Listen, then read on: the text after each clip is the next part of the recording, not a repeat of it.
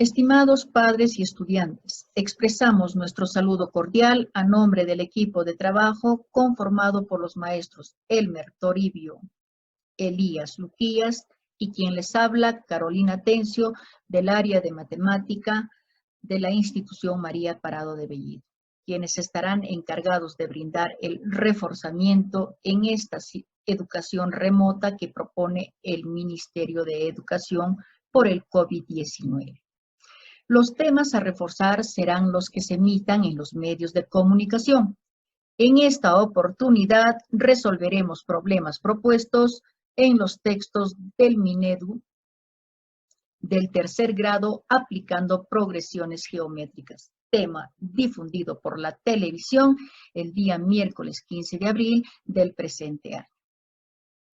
Empezamos con la primera situación denominada tablero de ajedrez. Estando en peligro la vida de un príncipe, acudió alguien a su ayuda y el príncipe, agradecido por tan sublime acto, le pidió al Salvador que le dijera qué quería como recompensa. Tal Salvador pensó un poco y luego hizo un pedido que el príncipe consideró muy simple y poca cosa. ¿Cuál era este pedido? Veamos. Tomó un tablero de ajedrez y pidió que le colocaran un grano de trigo en la primera casilla, el doble en la segunda, el doble del anterior en la tercera y así sucesivamente hasta la casilla número 64. Lo que no sabía el príncipe es que la cantidad total de granos que pedía su salvador era realmente grande, ya que se trataba de miles de millones que podían significar la cosecha en grandes extensiones de tierra en todo el mundo durante varios años. De acuerdo con lo que dice la lectura, nos proponen tres interrogantes. La primera, la secuencia de números que se obtiene, ¿es una sucesión? ¿Por qué? ¿Cuántos granos de trigo debe entregar el príncipe por la casilla 16 y 20? ¿Cuántos granos de trigo debe entregar el príncipe por las dos últimas casillas a su salvador? Para entender mejor este problema, proponemos dos cuadros que son similares al del tablero de ajedrez. 8 casilleros en forma horizontal, 8 casilleros en forma vertical, que multiplicado hacen 64 casilleros que contiene el tablero.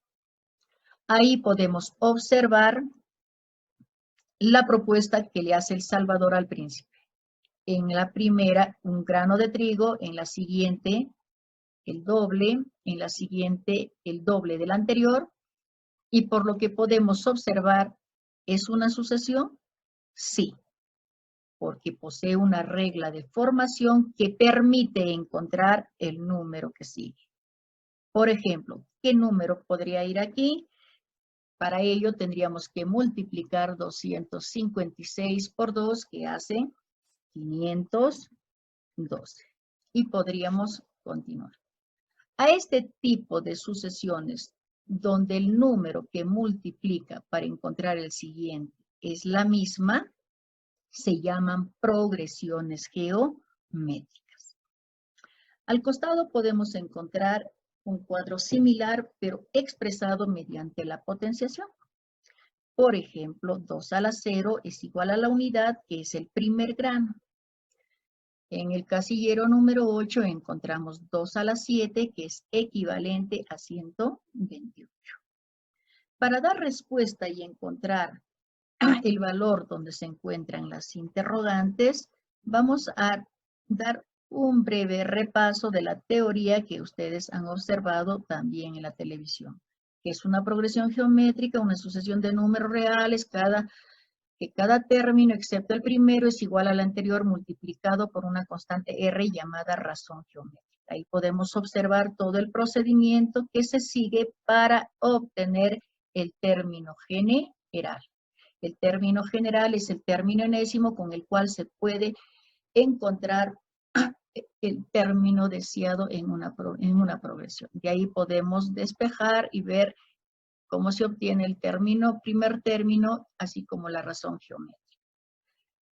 La suma de términos de una progresión geométrica se obtiene a través de dos fórmulas que se aplica convenientemente de acuerdo a los datos que se tiene en un problema. Podemos encontrar aquí otra fórmula de una progresión decreciente cuando la razón está entre el intervalo del 0 al 1. Bien, habiendo recordado brevemente la teoría que también ha observado en la televisión, respondemos aplicando las fórmulas de una progresión geométrica. Dice, ¿cuántos granos de arroz debió ubicarse en la última casilla del tablero? Bien, la última casilla es la casilla 64. ¿Cómo podríamos encontrar? Aplicando la fórmula del término enésimo. Ahí lo tenemos, esto es lo que vamos a aplicar. A sub n, en este caso va a ser el A sub 64. ¿Qué datos tenemos? El A sub 1. El primer término es 1. La razón es 2, porque se va duplicando para obtener el siguiente casillero. ¿Quién es A sub n en este caso? A sub 64. Y n es la cantidad de términos 60. Aplicamos la fórmula, ¿ve? A sub 64 va a ser igual a A sub 1, el primer término. Por la razón, que es 2 elevado a la n menos 1. ¿Quién es n? 64 menos 1, 63. Entonces quedaría 1 por 2 a la 63, que es lo mismo que 2 a la 63. Significa que el término en el lugar 64 va a estar 2 a la 63, una cantidad realmente grande.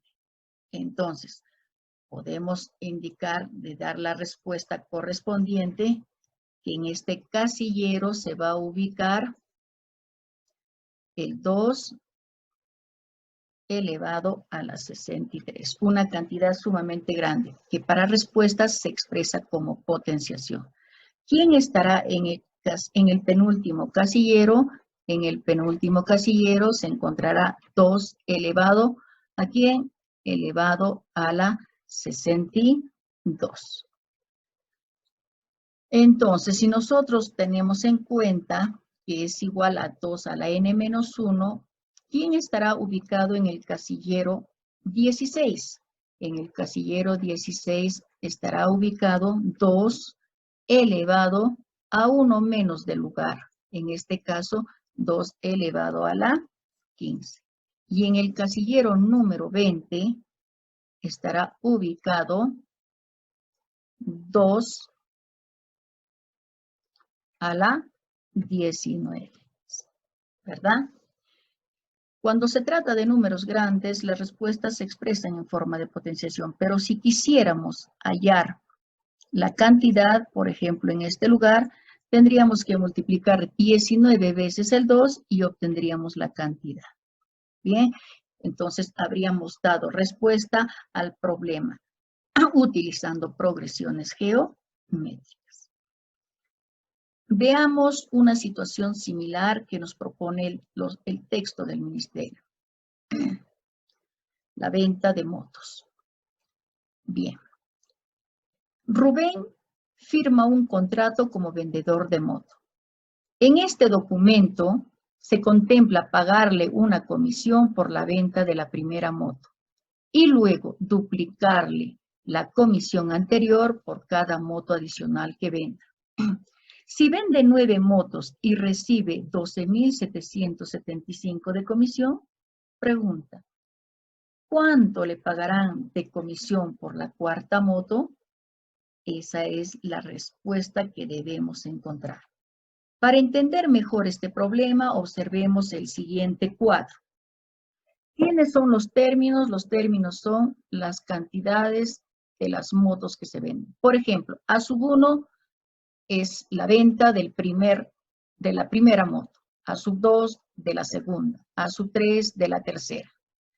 ¿Cuál es la comisión al vender la primera moto? No conocemos, por la que lo hemos puesto la incógnita X.